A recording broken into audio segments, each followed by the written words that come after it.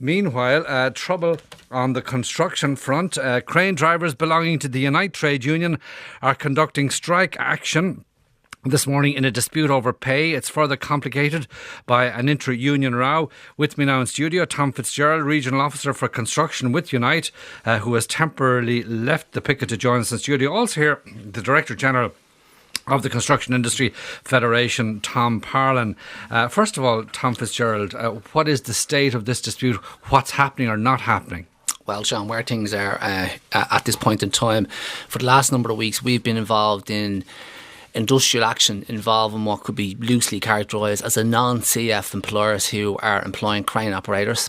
We, following a lack of engagement with the CAF, we had to move towards initiating industrial action with the CAF companies.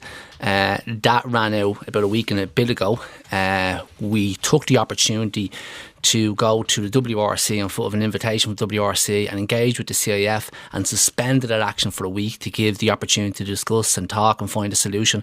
Unfortunately, last Thursday, no resolution was found. We believe that the CIF weren't serious about that. We believe the CIF were actually looking to elongate the process. The longer these things go on, they think perhaps that our resolve will be undermined. That's not the case. We engage in a very serious way, and unfortunately, the employers weren't prepared to engage. So last Friday we had a demonstration outside the CAF. You'll probably see the play in words in response to Mr. Parlon's commentary about crane drivers in Ireland operating Mickey Mouse machines. We had that to launch our campaign of industrial action, and the second step of that is today. It's across all sites in the country.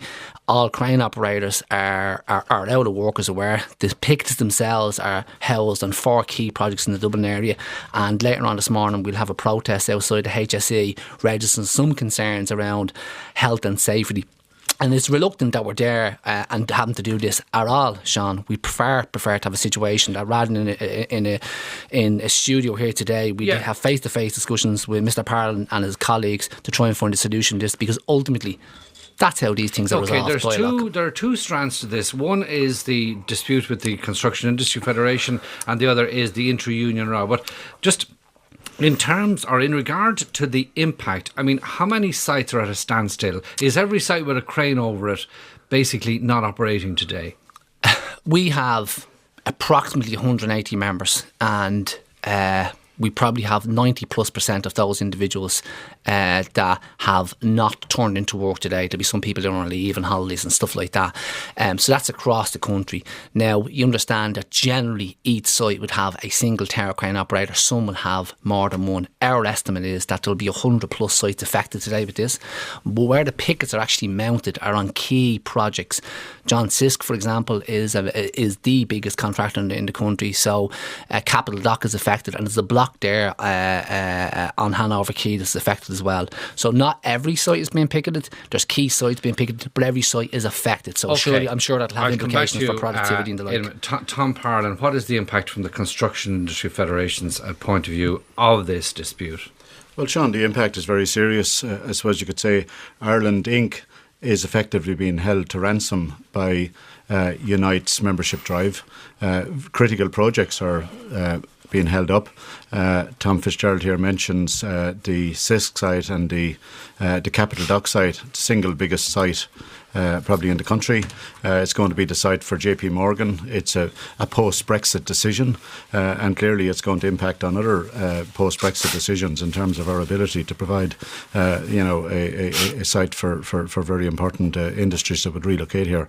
So a number of sites are severely affected. Not all cranes are stopped, but this goes back to the issue when crane drivers had an issue and when they sought a pay increase. We negotiated with SIPTU, who are traditionally the representatives of crane drivers. We negotiated a deal that was agreed by SIPTU, and the deal amounted to 2 hours so-called greasing allowance, but in effect it's an extra 2 hours pay per day, which is a substantial increase. By any standards, it's about a 25% increase.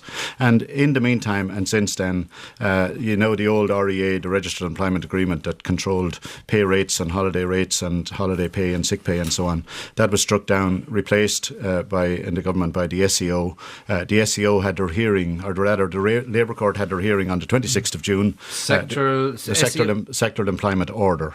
So the CIF sought that the SEO would apply to construction. That was supported by the unions. The CIF made the application. We went before the Labour Court on the 26th of June. We made our application. Mr. Fitzgerald was there together with all of the ICTU unions, and the pension scheme were there. And the Labour Court came out last week with a recommendation across the board recommending a 10% increase generally for all construction workers, which includes crane drivers, and that's on top of the 25% that SIPTU negotiated. So we're at a loss. We're stuck in the middle of this dispute that's going on between the two unions, and in the meantime, major sites are closed down. And unfortunately, I walked up by the Capital Dock site this morning. I was out for a walk early, and I saw a small number of picketers blocking the entrance, and I saw a very large number of workers that showed up for work, and eventually they had to turn around and walk home. I understand the picketers are getting strike pay, and the other workers that weren't able to get onto site are at the loss of their pay today. So, I can't see the point of this at all. It seems ridiculous to me. Okay, Tom Fitzgerald, the way Tom Parlon tells it, your members stand to gain 20% from the greasing allowance and another 10% as part of across-the-board agreement. What's not to like about that?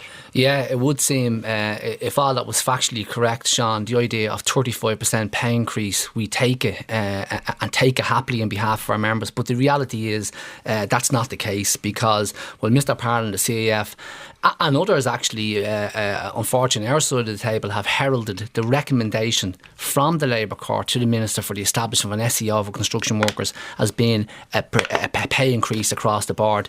The devil is actually in the detail in terms of that recommendation, because what that recommendation doesn't provide for is a historic and key aspect to pay and remuneration for construction workers. That's travel time, Sean, where workers would get between 1 and 2 hours a day based on the place that they actually work. So the reality is, actually, while the rates have increased in that SEO by 10%, and that's to be welcome, it lays the basis for cuts in pay of between 2.5% and 15% to our mind, because you have a situation where construction workers who are currently, for example, on Capital Dock, you'll have general operative grades working there at the present moment in time, and their hourly rate... That's down on the Liffey, across from the National Convention Centre and the new Central Bank, roughly. That's where it is, and as Thomas said, it's been ran, and it's been there's profit being made there by global multinationals who have capitalised on our negative experience of the construction industry last time around. But anyway, that particular site there, for example, there's a worker there now today, and that individual will get his rate. A craft worker, for example, will get 70 and 20, one an hour multiplied by 44. Why 44? And he's worked 39 hours, he gets 1 hour a day travel. Now, the reality is, in the SEO, that travel is no longer housed in law or housed in the industry agreement in the way that it was once. And when he goes to his next project, the employers, like they took in 2013 when the pension agreement was no longer had force of law, the employers very, very quickly pulled people out of it. So the message to construction workers is, get organised in your work site, get organised in your workplace, make sure that their next project... So the travel allowance is gone, is what you're saying? Well, the travel allowance is gone in as far as it's not housed in the... housed? What do you mean by housed? When I use the term housed, okay, I'm saying that the registered employment agreements, the SEO that's hoped to replace that, we generally use the term that rates of pay increase employment are housed in that. So you've effectively got a generic contract of employment in the industry. So the devil is very much in the detail. And bear in mind, the last point I'm making that, Sean, is this, is right. The employers come in here and suggest that they're looking for stability in the industry, that an SEO will fix all. The very people sitting next to me and sitting next to them on the day was a director of CISC, and they were looking for a 30% reduction in pay for construction workers. Now they've laid the basis for it, but I can tell you now from the Unite members, both the crane operators and the wider group to be represented in terms of mechanical workers, they won't be getting off plumbers. And in fact, they've given a written commitment to us that they won't pursue travel for plumbers, fitters and welders. Why have they not done the exact same for other grades, plasterers, bricklayers and so on and so forth? Maybe Mr. Parlon can answer that point. Well, Sean, in the actual submission that ICTU made to the Labour Court on the 26th of June, I was there and actually raised it. They mentioned travel time and they said it was anachronistic. Now, I had to actually look that up, but it means it's archaic, it's out of date. It actually relates to the distance of the site from the GPO. So when you had to get on a bus to the GPO and travel out to a site, wherever, it means if people live on a major site out in Leixlip, for example, that's just at the limit, the 14-mile limit, you could live in Leixlip and you walk into the work and you get 2 hours travel time. So it doesn't operate. It operates in some sectors. And so you're really confirming that money is gone? No, it doesn't operate Not across for the board. Unite members, Sean. We actually have a Hold on letter now, from the just CAF for we've been plumbers, very fitters well and behaved welders up to now. that Just will hold on a remain moment. in place. It hasn't. The crane drivers, for example, that Tom claims to represent at the moment, they wouldn't have got travel time. They would have had an arrangement with their employer. It does apply in some areas, and I understand where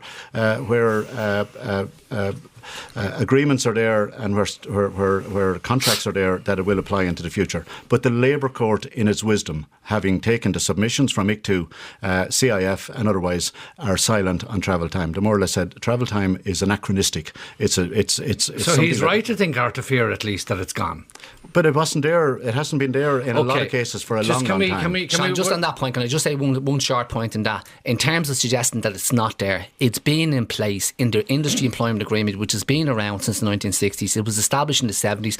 I'll give you the data, I'll give you the detail, I'll show you hundreds, and if I have to, thousands of workers who have received travel. I'm a construction worker in my past. I've received travel. Everybody receives it. This is a red herring, and unfortunately, some on our side of the table have actually fallen for that. Okay, well, just speaking on your side of the table on this, for cutting just pay take me here, through. and we won't be accepting that on behalf of United. And it only applies in Dublin and a couple of other cities. Like, not at all, Sean. With respect, it's a national. There's construction workers listening now, shocked, and Mr. Parlon's commentary here, shocked, because they're in Cork, they're in Waterford, they're in Limerick and places like that, and they're in receipt of travel money and today. Mr. Fitzgerald, there are construction workers elsewhere in the country that travel for 2 hours every day and never got a penny in their life and are happy to drive to their members work. who are prepared to engage in super profiteering and not pay workers the appropriate rates of pay. That's the examples of where we refer to as non-compliance in the industry.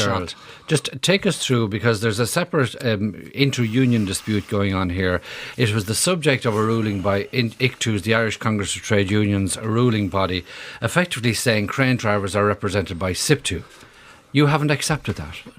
At the start of your contribution, Sean, you said there was two key issues here. You said about the pay and the dispute, and you said the second thing was the inter-union issue. We don't think that's key in terms of this dispute. As it happens, the employers, and unfortunately not yourselves, but some in the media have tried to paint this as this is significant. If it was significant, we wouldn't have a national stoppage of crane operators today. But is Unite part of the Irish Congress of Trade Unions? Unite are part of the Irish Congress of Trade Unions. And do you play by their rules? We absolutely do. Okay, and they have ruled that you should not be claiming to represent crane drivers.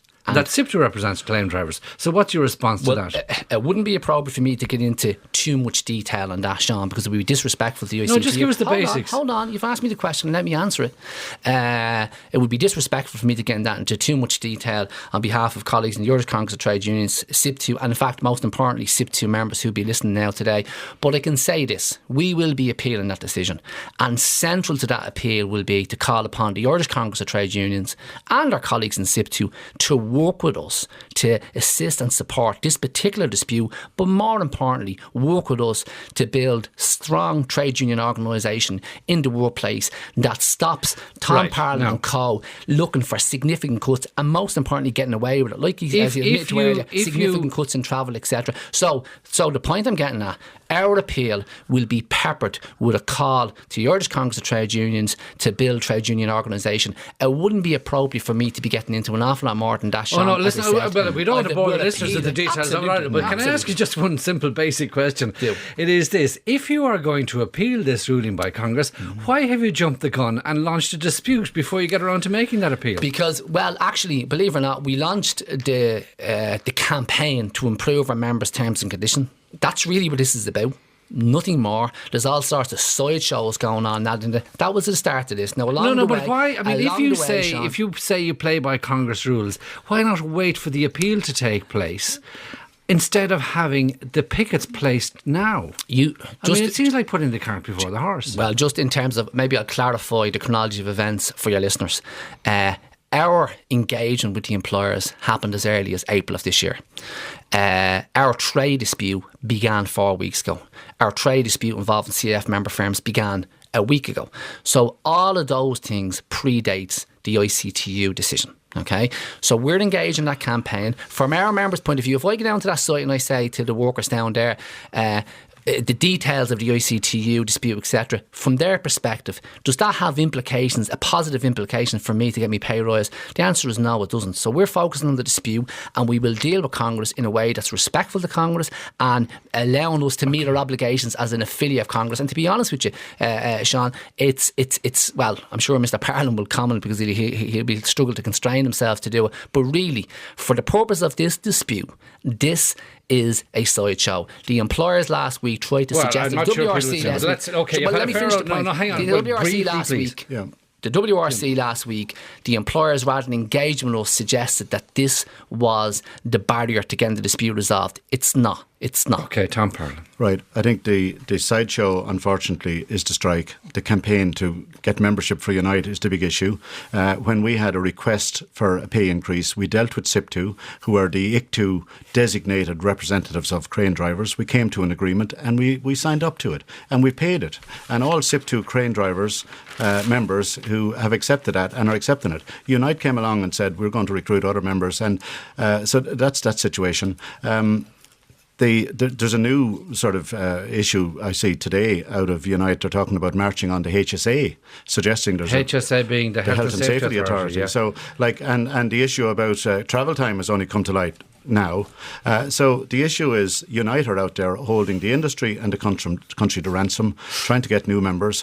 We in the CIF, we respect the established and agreed IR process. We deal with them all the time. We were down in the WRC last Thursday, and I was shocked that before we even went into the WRC, I saw communications from Unite calling on their members to be off all cranes on Friday, the following day, and have a picket outside the CIF. This is before the WRC meeting. So that would bring me to believe that they had no interest. They had no interest in that meeting. It was about sort of having a protest and getting. I'm sure our listeners would be interested to know, and people in the industry generally, and maybe we can get agreement on this. It's an information, a point of information. How much do crane drivers earn?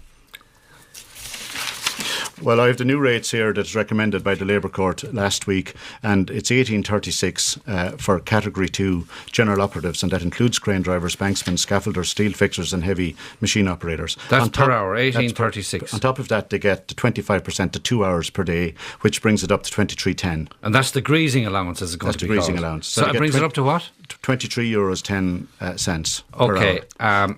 Do you dispute those figures? Very substantial opportunity for overtime. It is a feature. And, you know, Tom mentions the 170 crane drivers. We have 70 cranes in Dublin at the moment. You know, fully documented. There's several different crane counts. The Irish Times do a weekly crane count. There are 70 cranes and increasing, thankfully, because of the extra work. So, you know, there's lots of extra crane drivers per crane. But it's 70 cranes in the sky at the moment. And those particular drivers are holding the industry and the country to ransom. And sorry, yes, do you accept those figures with the 25% of the greasing allowance? The pay now is 23.10 per hour. Actually, it's not. I don't accept that at the present moment in time. What is it? Just to correct it, right? The 1836 that Mr. Parlon talks about is what's in the recommendation from the Labour Court to the Minister to establish the rate for grade A operatives, which is where crane operators are currently housed. In addition to that, Mr. Parlon explains that there's up to 25% by way of the greasing money. So that's there, and I think that's actually 23 and odd, right? Yeah, that's 23 so that's and odd. 23.10 per hour. Yes. That's a positive rate, actually. But the reality is those things aren't in place at the moment. What's in place at the moment is there's the grade A general operative rate, which is 16.69 at the moment. Now, our members out there on building sites are commanding around 20-21 euros an hour because of supply and demand, and we have called for a 10% pay increase on top of that, which puts them around about 24 euros. Now, why do we call for a 10% pay increase? Because earlier on this year and last year we've done a deal with the employers for plumbers, fitters and welders, and that's what we got. So we pitched up that particular figure. Now, we need to engage with the employers to make sure that that rate that we spoke about, that 23, 24, whatever figure we arrive at, and bear in mind, we've never had any negotiations about this figure. We call for €24 an hour. We have not had the opportunity to engage in serious discussion with the employers. If that rate is agreed, what we need to do is to find a way to have a house into an agreement for crane operators, which would involve all the unions to represent crane operators, and I think that could bring a resolution to the dispute. So ironically, Sean, we're not a million miles away from the money here as it actually happens, but at the moment, but why bring every significant building site to a standstill? Hard workers out in the street and today. In terms of other workers, I'll make a comment in a minute, but in terms of why engage in that, because ultimately the employers have not engaged with WRC. There's no serious engagement. This is the first time I've actually met Tom Parlon. I'm sitting next to him now. I'd be delighted to have a conversation with him afterwards and start the ball rolling negotiation process. Maybe the RT canteen might be a good place to start in a few minutes' time. In terms of those other workers, when you're ready, Sean, just make a point about those other workers. No, hold on, just a moment. Sure. Look, if we could get away from the issue of recruiting new members for Unite, That's we're not the quite case. happy to sit down with the Labour Court, the WRC, together with whoever ICTU recommend, whether it be SIPTU, and we deal with the TWU on a regular basis. They represent the electrical workers. There's very good relationships in the construction side. Unite have jumped in, attempting to claim members and looking for something that now we discover that there's practically what we're offering. The €23.10 per hour is practically the same as what Tom Fitzgerald has the building sites closed down over. So I don't know where the problem is. So are you saying it's not about money then, Tom Parlon? Well, we're the price. As soon as the Minister for Jobs, Enterprise and Innovation reads this recommendation into law, as soon as the Dáil comes back, and there was a major attempt to try and, it was on the paper on the Friday that the Dáil rose, there was an attempt to do it that day. Okay, that's not happening until September. Will it be backdated to last week or whenever it was settled? Well, that's up to the Labour Court and it's up to the recommendations and the Minister. We agreed to accept whatever recommendations the Labour Court made before we went in, and so did ICTU, as I understand. There's a lot Mr. Parlon just said there. We actually have good relationships with builders, and we generally have a good relationship with the CAF, and historically we have done a deal in respect of plumbers, fitters and welders, like I said, and we do actually do deals where we can. In terms of the commentary about new members, we're an international union of almost 2 million members. If the starting point for me was to recruit new members and just be disruptive, I wouldn't be doing the job I'm doing. This is about building workers getting organised to stop the attacks by the employers. What are the attacks if you're getting the money that you're looking for? I just explained to you already about the about the travel we spoke of, right? The devil is in the detail, as stealth is the art. But that said, right, you make the point here, and Mr. Parlon makes the point here, we're not a million miles from in terms of where the money is at. That's actually true. So why shut down the shop? From the commentary that we've heard from the CAF on the radio and elsewhere, where we haven't heard that commentary is sitting down with us saying, okay, there's a rate of pay, this is how we're going to structure it, etc. Now, in terms of the greasing money, the reason why our members, for example, has an issue with the greasing money is a good idea, but we want the rate to be secured in an agreement with crane operators in this country. So would you swap the grease for the travel? I mean, like, would you, like, just if it amounts to the same thing? Ultimately, we want to arrive at a point rather than spin and speculation over the airways. Okay, and we want to arrive at a point where we have an agreement with the CAF that pays our members the appropriate rate, and it's housed into a solid agreement that will endure now and as the industry What's continues. unreasonable about that, Tom Parlon? Well, look, I wish that ICTU and SIPTU and Unite would sit down with us and let's get this out of the way. Like, the offer is there, 23.10. Yeah. It's not a bad offer, Sean. It's not a bad offer. By the way, is this an open-ended dispute? I mean, are the pickets now and are the workers not on the cranes just for today, or is it, until it's settled? No, I think it'll be a case of how these things generally work, Sean, is a campaign of escalation.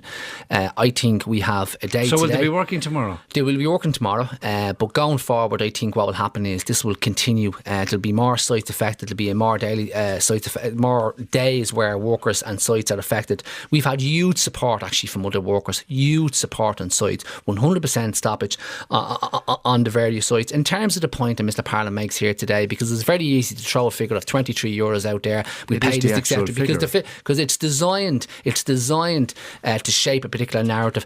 If he's prepared to pay that, pay that in an hourly rate to Unite members, fantastic. I leave now. We will go into the canteen. Let's put in a piece of paper. Well, as soon as the Minister for Jobs reads this into the Dáil and it becomes a statutory instrument. On the one hand, we'll pay, we'll do it, and then suddenly there's a qualification. But I mean, so I think workers know the truth, and our members know the truth. Tom, this is rubbish now.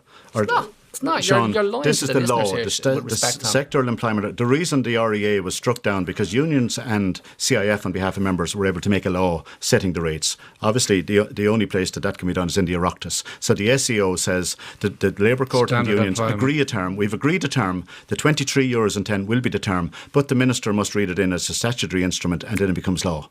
And we're quite happy to do that. We'll And leave we've it said there for that all now. along. Tom Fitzgerald, Regional Officer for Construction with Unite, and Tom Parlon, Director General of the Construction Industry Federation. Thank you indeed for talking to us. We'll be hearing